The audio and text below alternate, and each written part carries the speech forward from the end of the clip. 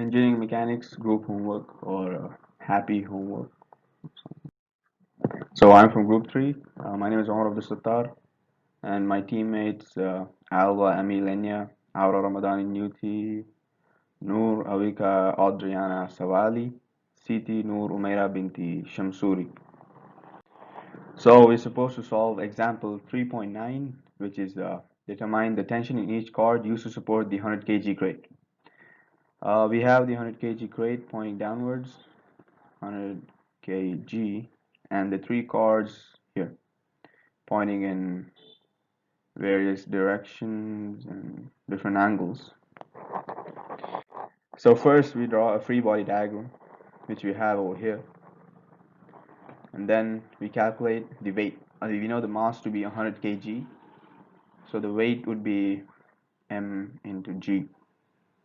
So we get 981 newtons there. Then we express each force in Cartesian vector form, so it will be easy to calculate later on.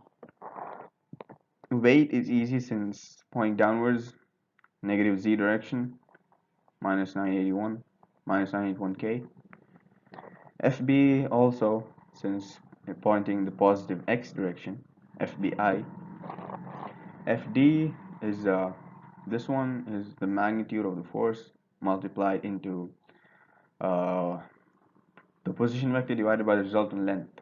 So we have for the position vector, we have 1 in the negative x direction, so minus 1i plus 2j over here, since we have 2 over there in the y-axis, and upwards, 2 meters upwards, which is plus 2k.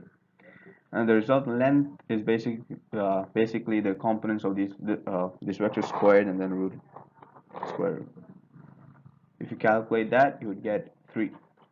And now we can calculate that to be equals to minus 1 by 3i plus 2 by 3j plus 2 by 3k. And FC is easier since we have the angles given to us.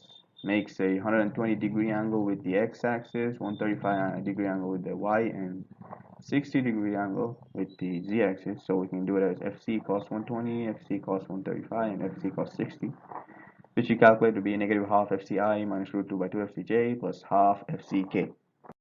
And then we equate it for equilibrium since A is not moving.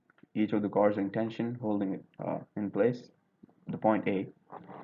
So basically sigma F equals 0, which means resultant forces and equals 0. Basically, yeah, FB plus FC plus FD plus W should be equal to 0. All the four forces acting on point A. FBI, so now we just substitute the vectors we calculated in the last slide, which are these FB, FC, FD, and W. Now we separate them into the directions. We take the I terms and I terms, J terms, and K terms separate. So next, since resultant should be equal to 0 in all directions, Fx, Fy, Fz, sigma, all should be equal to 0. So we have so we took the I terms for this one, and the J terms for this one, K terms for this one. So we can write it this way, so it's easier to calculate, easier to equate them.